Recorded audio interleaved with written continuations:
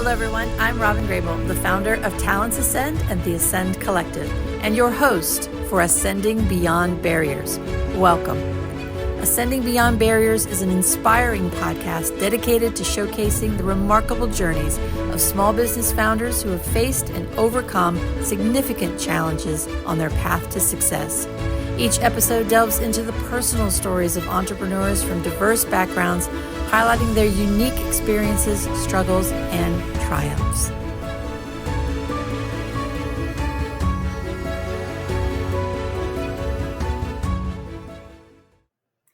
Lorrena Black is a retired U.S. Army veteran, founder and CEO of She Served LLC, and an inspiring speaker, facilitator, and coach. With 25 years of honorable military service, including her retirement as a major in 2022, Lorrena now empowers others to discover their purpose and reach their fullest potential. A devoted wife and mother of four, Lorrena is also a passionate advocate for her community and fellow veterans, serving on nonprofit boards and coalitions. Armed with advanced degrees and certifications, she combines expertise and heart to make a lasting impact. Welcome, Lorrena. So great to have you on with us today. Thank you so much for being here. So much to talk about, but just welcome.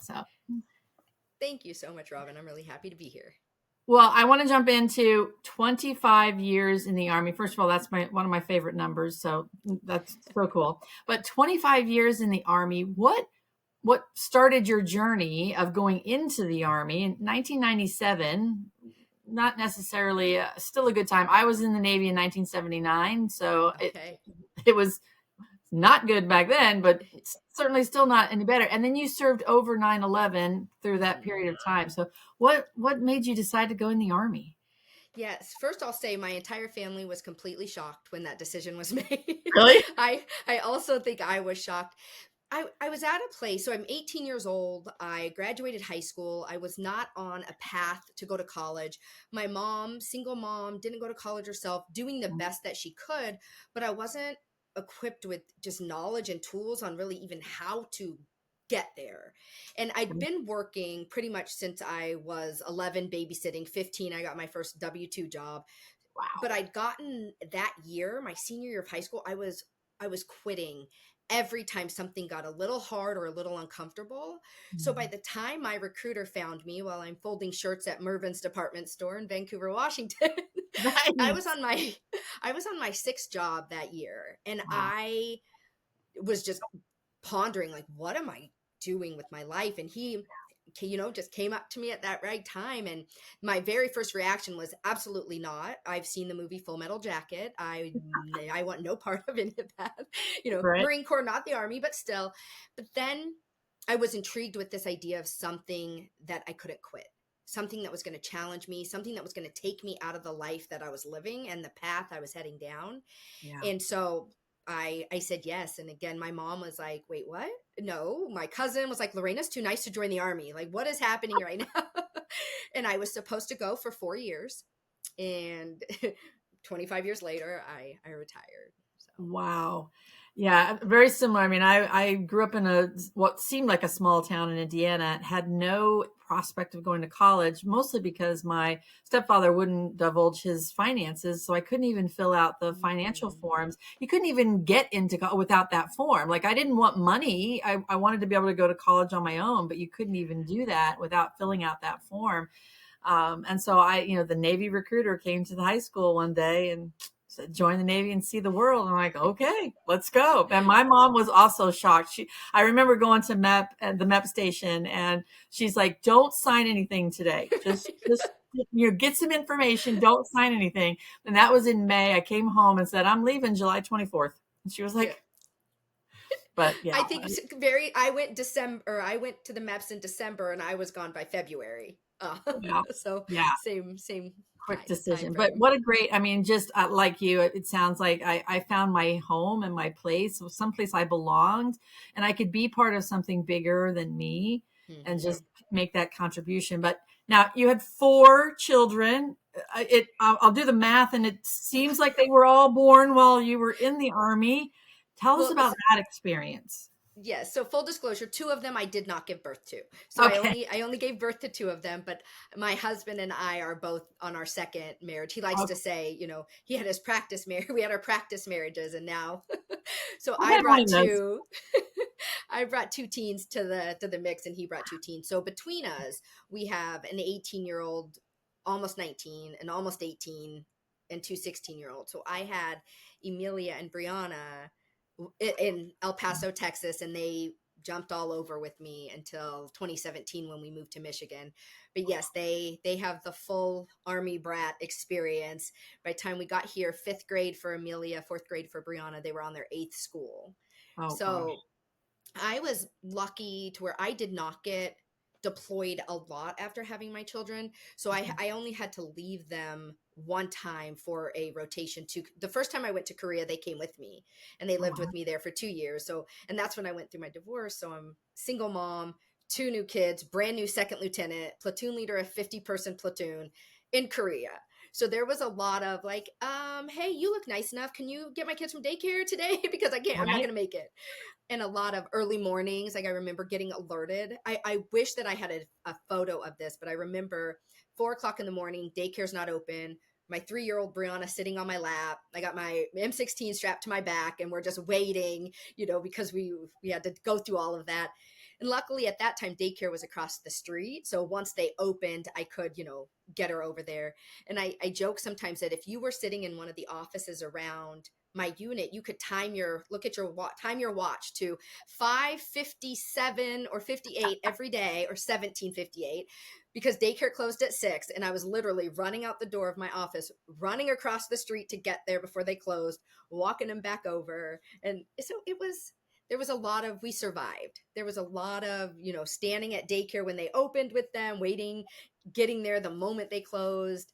But they are very strong and resilient little girls, and or big girls now, young women. And so, yeah. Yeah, talk about ascending beyond barriers. Those are Mm. some great examples, and really not an uncommon story. Not really when you think about the divorce is prevalent between female veterans. That we typically marry somebody in the service, and that ends up happening. It just ends up happening. And so, yeah, because you find somebody at work is typically Mm. Yeah. how it goes. But wow, well, good for you, and just congratulations on just making that trek. And so now you got out of the Army. You did spend some time in the reserves. Yeah, so I did a non-traditional exit, I call it, at 21 years. So I got commissioned. I did green to gold, the active duty option Okay. program. And so when I got commissioned, I was at 14 years already in the military. And in Wow. order to retire as an officer, you have to do 10 years as an officer. Okay. So when I got to that 21-year mark, I was tired. I was going TDY, like temporary duty, traveling all the time. My girls were tired. I had remarried my current husband. He lived here in Michigan. I was stationed in Indiana. Oh And I was gosh. just like, I'm going to take my enlisted. So on the enlisted side, I was a sergeant first class. So I was like, I'm going to take my enlisted retirement and just be done. Like we're tired. But I found out that you can ETS from active duty if you have more than 20 years, go in the reserves, and then do the time you need, but still get your active duty retirement. And so I Nice. was like, oh, well, then I'll just do that. So I left active duty after 21 years, went into Wow. the reserves, moved to Michigan, finished out, the time I needed. Well, I ended up getting a medical retirement when it was all said and done, but it, it allowed me to get the full retirement Yeah. benefits, starting today. Instead of in the reserves, you have to wait till you're 60 and that kind of stuff. Right. Yeah, good for you. Again, more barriers you've ascended, so good for Yeah. you. Yeah, wow. So, all right, so you're out now. Did you start She Served right away, or how did She Served come about? Which I love the name, by the way. Oh, thank you so much. So when I first was leaving active duty, going into the reserves, I needed a job, and I didn't know, because like I said, the first part of my career was human resources, and then I became a signal officer, which is IT radios. So I have my two-paged, no white space, terrible resume. I'm out at a veterans hiring fair, being like, here's everything I've done, like what's gonna fit. And I had these two gentlemen tap me on the shoulder and say, you need to come and talk to us. And they were financial advisors with Edward Jones. And I had Ah, never, nothing on my radar, no desire to do anything like that. But they were like, you can take care of people just in this way. And wow. so I was like, and I knew it would be another challenge to get my licensing and go through all that. So I said yes to that. And I spent just 2 years, and I realized that's not necessarily where my strengths lay. But in that, I was introduced to an organization here in Michigan called Inforum. And Inforum is a nonprofit, and their whole mission is accelerating women in their careers. Oh, and nice. and they do that through events, through industry and affinity groups, and then through leadership development training. And they had invited me to be a speaker for a veterans program that they have there. And once I did that, then they asked if I could share the job description for the vice president of leadership development role. At the time, I'm like, I don't know anybody in my network that I knew moms and financial advisors. So I ended up sitting on it. And then 2 months after I got it, when I was realizing that, my best friend said it best. She's like, Lorrena, you need something that's going to feed your soul. And this job isn't it. And so I pulled up that job description. I was like, wow, this would be everything. It aligned with my master's degree. It was just everything. And I reached out, and she told me she hadn't found her candidate yet. Did I know somebody? And I was like, well, I'd like to send you Hmm. my resume.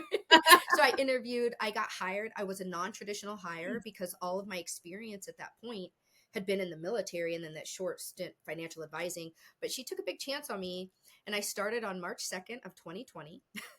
And Oh so gosh. everything I'd learned in the military really helped me figure this job out and be successful. And then I did it after doing it for 4 years. I just realized the parts of it that weren't really the main part of the weren't supposed to be the job, facilitating, coaching.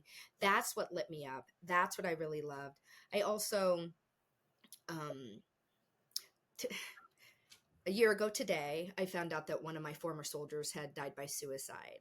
And I as I'm praying on what's next for me, as I'm thinking about that, I'm grieving from her loss, thinking about if she'd had help figuring out her after military purpose, would, sorry, Would would you have made she, a difference? Yeah. would it have made a difference? And so I kept coming back to this like purpose, helping people figure out their purpose. And so I decided I was just going to do this full time as my job. Yeah. So Wow. Yeah. Hmm. Whew, okay. sorry. No, it's good because it's real. It's happening, and it's really one of the things that drives us at Talents Ascend and our nonprofit, the Ascend Collective, because employment is one of those things that if you can come out and get a career that utilizes your skills, gives you that sense of purpose, gives you Mhm. value, that it will give you reasons not to go down that path. Yeah. And it's what drives us every day. Wow. Yeah. Okay, sorry. Yeah, it drives us every day to make a Mhm. difference in the lives of our veterans. So, Yeah. but good for you. So tell us more about what you do at She Served and kind of what the Mhm. mission is and how you make those impacts that you're making. Yeah. So the mission is really just to help individual veterans primarily is my passion, but all professionals really just find their purpose, unlock their potential, grow in their careers, and that's through leadership development, through speaking, through coaching, really whatever somebody's looking for. Is that an organization that's looking to support their veterans ERG? Is that an individual coming saying, I'm looking for this? I'm working on a program right now with a local woman, and she has a farm here, and she does courses with horses. And I love it. So we're partnering together to bring a veteran focused leadership development program using horses. So often people use equine therapy for more of like Mhm. for therapy or that Yeah. type of thing. I love the idea of using it for leadership development, like Hmm. team building. Like it's so cool. And so we're really trying to get that out to local veterans. It's a 4-hour workshop where they can come and use these horses to help them figure out, like, can I get this horse to follow me? Right. Can I look at my partner and with the horse and not spill this cup of whatever it is, and and get Yeah. things going? And it causes you to, I think, slow down and think differently. And horses sense and feel, so Mm-hmm. it really causes you to get in tune with your emotions and Yeah. focus on emotional intelligence. So I'm very excited about that. Interesting. That is really great. I mean, Hmm. I've heard a lot about equine therapy, and I've seen a lot of veteran programs that Yeah, use it, but I'd never heard of it used in that way. But that's brilliant. That's really yeah. fascinating. So good for you. Now, are you just in Michigan, or is this something that you're looking to really have national? Well, so I think the horse program, I don't know. I imagine it's just in Michigan because that's where her farm is and her horses. But I also think there's partnerships, and if there's Yeah, people that have horses, or have the places, right. we'd Or travel if who we are can already connect. doing equine therapy, and you can Yes, just have this additional class, or yeah. yeah, No, that would be amazing. awesome. And the cool thing, you can't, not necessarily with the equine part, but even just with coaching or facilitating workshops, that could be anywhere because there's Sure. virtual opportunities, there's traveling, there's so many. I'm open to so many just opportunities, Yeah. and supporting and impacting as many people as possible. Absolutely. No, what a great future. That's Hmm. amazing. So good for you. Thank you. So we work with a lot of small businesses, and what would you tell entrepreneurs? Like, what are the, you know, what are some of the barriers you've faced building a small business? Because you have a small business. Yeah, Is it a nonprofit? it's not a nonprofit. Nope, Okay. it's right now just Awesome. for profit. It's Okay. LLC. Perfect. So what I'm finding as I'm in this journey is figuring, and there are differences between, when it comes to, like, people will tell me a lot, oh, look for grants and look for this, and I think that there's there's a lot of figuring that out. And I know there are people out there that help you, and there's so many different programs out there to support. I i think if you have it in your head that you're thinking about doing it, don't be afraid. I don't, I mean, there's so many opportunities. I do think it's important. One of the big things for me when I started this was blocking out time on my calendar Yeah. for my self-care. Mm, And not necessarily I'm going to get a massage, or I'm going but in the my block my mornings now to where I can build in time to go work out when my broken down body allows, or yeah. or am I journaling, or am I praying, or whatever it is. But it's just slowing down to where it's not like I get out of bed and I instantly just go. So I'm being very intentional about that. But also, as I'm learning, it's very important to also be strategic and to have a plan, and to sit and take that time to build out your goals and your plans and your why. I was talking with somebody earlier this week, and he said, you know knowing your why is super important, because when everything else gets hard, when everything else feels like you're like, this is for the birds, you Yeah. could anchor yourself back to your why, and that's what will keep you going forward. Yeah, absolutely. I mean, we go through that too. We're a small business, and Hmm. but we have, the mission drives us, and there are days when I'm like, okay, I, I don't know why I'm still doing this, but then I sit and I think my why is because we're making a difference, and Hmm. we're helping people, and that's who we are, and it does definitely do, and it's good to hear you say that, because not enough people think about their mental health and their Hmm. well-being, and running a small business is not easy, so they need to take that time, even if it's, I mean, even I follow David Meltzer. I don't know if you know him. He's a sports marketing person. He worked for the company that was part of the Jerry Maguire movie, Oh, okay. but he's just such a motivational speaker. But he said he's got a very timed schedule. Like, he gets up at 4:30, whatever, in the morning, and he does his meditation, and then he does his workouts, and he's very programmed. And he spends Hmm. 30 minutes a day on spending with his children and calling his mom, and very and that's part of life, and that's important things in life. So I don't think enough people do that, to really Yeah. ground themselves in where they need to be. So good for you, but just awesome. Well, what is a success story? Tell us about a success story that you've had so far with having the business. I'll say one of the things I am most proud of so far is in here in Michigan. We have the Michigan Veterans Affairs Agency. It's a state level agency, and they throw a an annual women's veterans conference. And this last year, I was the keynote speaker for ours here, and we talked about imposter syndrome and how it shows up with women veterans in particular when it comes to I didn't do enough. I didn't serve long enough. I only did this. And it's just changing that thought pattern and changing Yes. that language and realizing that, when we signed up, you joined the Navy, when I joined the Army, we had no idea what we were in for, what was going to happen. Were we going to get hurt? We didn't know, but we Yeah. signed up anyways. Yeah. So being able to deliver that message to a group of bad A women veterans, and there were about 100, we had 168 people registered for that It's conference. And so amazing. it was pretty awesome. Yeah. No, and one of the things another Navy veteran taught me is that women need to stop apologizing. Yes.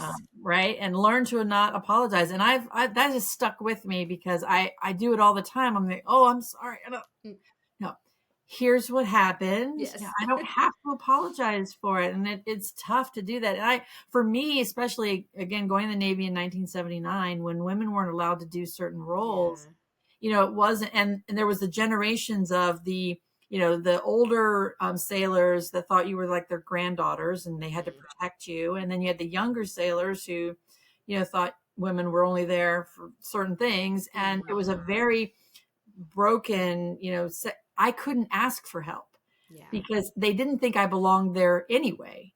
And so asking for help was a sign of weakness. And they could just say, oh, see, I told you you don't belong here, And so, and then that carries through to, being in the civilian world and being a single mom and having to get a new career and all those things. And you're not wanting to ask for help and feeling like you have to be an imposter.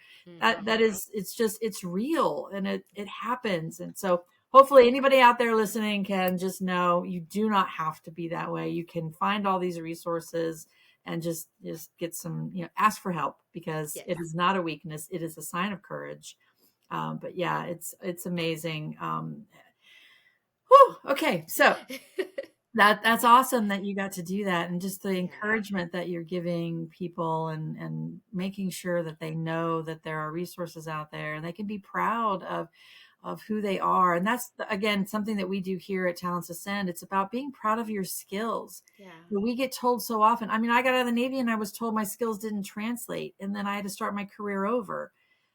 No one should have to go through that. No one Hmm. should have to be an imposter in anything they do. They should be proud of who they are. They should be embraced for the human beings that they are. And it sounds like you're doing great work towards that. So, what other advice would you give as we close out? What other advice would you give people, either veterans, especially female Yeah. veterans, suffering through anything that they're going through, or just entrepreneurs who are trying to get through those barriers to build their business? Yeah, this one can be for anyone. Know your values and Yes. anchor back to your values, because if you don't like that again, that will help you as you're navigating everything, because your values are what and guide you, and not the values you think should be your values, but what are those values that are really truly yours. Because Yeah. I think had I had clarity on that when I first left active duty, I might not have chosen that financial advising job. It Oh, wasn't a bad job, but there were some things yeah. I wasn't willing to do when it came to my daughters and leaving them at home and working all hours of the night. I just Exactly. wasn't I didn't I wasn't clear on that with myself, so I couldn't be Mhm. clear on that with my employer. Sure. So I really would say just sit down, really think about what are my values truly, and anchor everything back to that. Yeah. And don't settle. I mean, we Yeah. tell people that a lot. Don't settle because there are so many businesses out there. If you're going for a career, there's so many businesses out there that need your skills, need your talents. And if you settle, you're going to end up underemployed, which is a huge problem for veterans, military Yeah. spouses, and all the underserved communities. But even as an entrepreneur, I mean, you're going to get told no a lot. You're going to have very high highs and very low lows. But if you're true to yourself, I mean, Neil and I were just talking about this. It's like integrity is one of our truly inherent core values. Hmm. And it can be problematic when there's not as much integrity in others out there. But sticking to that, we know we're going to hear a lot of no's, or we're not going to get a lot of the yeses that we want.